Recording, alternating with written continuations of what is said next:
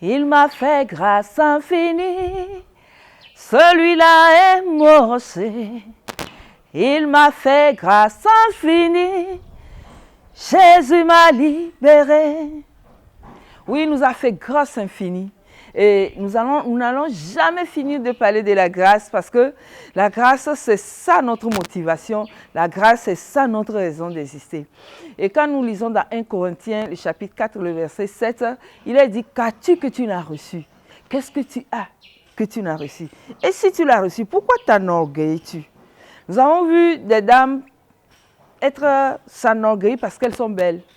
Parce qu'elles sont minces, parce qu'elles sont claires, elles ne sont pas comme celle-là qui est noire et grosse, etc. Comment on stigmatise souvent d'autres femmes. Mais je veux te dire que ta beauté t'est donnée par Dieu. Tu ne l'as pas achetée. Ce n'est même pas tes parents qui te l'ont donnée. Personne ne te l'a donnée, juste tu es né avec. Donc si nous avons cette grâce, nous n'avons même pas besoin de nous enorgueillir. C'est-à-dire que je connais une dame, elle ne supporte pas les faiblesses des autres. Quand elle rencontre une dame qui est peut-être, qui n'est pas intelligente comme elle se dit, je ne la supporte pas. Comme si elle est allée acheter l'intelligence. Comme si elle a travaillé, elle a pris de l'argent pour aller acheter de l'intelligence. Non, tout est grâce. Et si tout est grâce, normalement, nous devons nous supporter les uns les autres. Supporter mon garçon, supporter ma fille qui n'est pas comme moi. Peut-être que moi je suis speed, c'est-à-dire que très habile, je fais les choses tellement bien.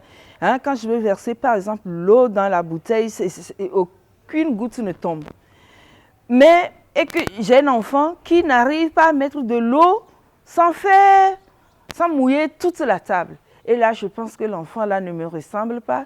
Et je dis tout ce qui me passe par la tête à l'endroit de l'enfant. Non, tu n'as pas acheté l'habileté, tu n'as rien, tu n'es venu avec rien.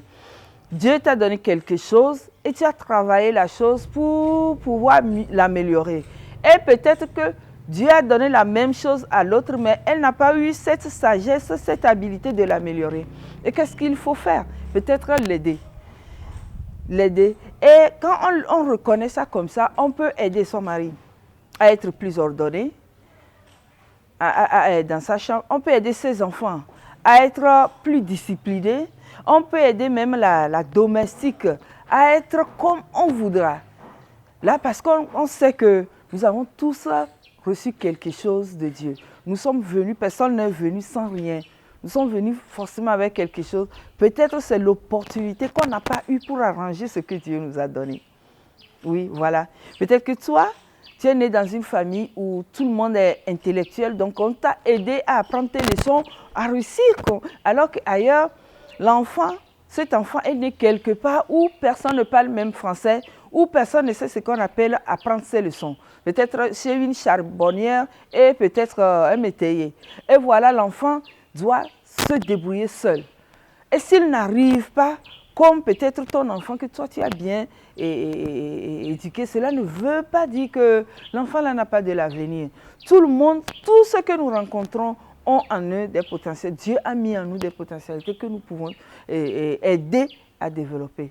Donc, je crois que ce qu'il faut peut-être, c'est chaque fois que nous sommes quelque part, c'est au lieu de voir des choses comme des faiblesses, des habitudes, des comportements comme des faiblesses, on peut se dire quel problème cette personne a. Quel problème cette personne a pour ne pas faire comme moi. Pour ne pas faire comme moi, voilà. Peut-être que vous êtes au service. Vous, quand on vous donne un rapport à faire, vous le faites vite. L'autre ne le fait pas vite. Cela ne veut pas dire que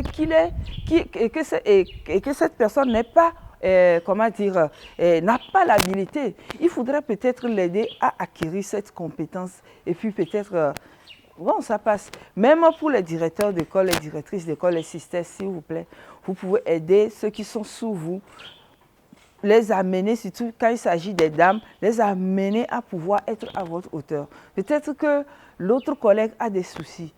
Et je me souviens que j'étais dans une école, je suis enseignante, avec une collègue, et j'ai constaté que cette collègue toujours travaillait comme si elle travaillait au ralenti. C'est-à-dire que quand on nous dit « faites ceci », elle doit le faire après tout le monde. Et ça mettait à l'aise notre chef. Mais quand on l'a abordée, on a constaté que c'est une dame qui a beaucoup de soucis à la maison, qui se faisait taper, tabasser, qui n'était pas aimée par sa belle famille. Ce qui faisait qu'elle essayait de supporter les choses, elle essayait de se contenir. Du coup, ça a agi sur sa capacité d'agir rapidement. Et quand on l'a aidée à travers la prière, à travers les conseils, à pouvoir restaurer son foyer, je vous dis qu'on a compris qu'elle valait, elle pouvait faire même mieux que nous. Donc, pour dire que tout est grâce, soyons tolérants, tout est grâce, et tolérons les faiblesses de nos enfants et demandons la grâce à nos enfants, la grâce de pouvoir faire. Que le Seigneur nous bénisse. Amen.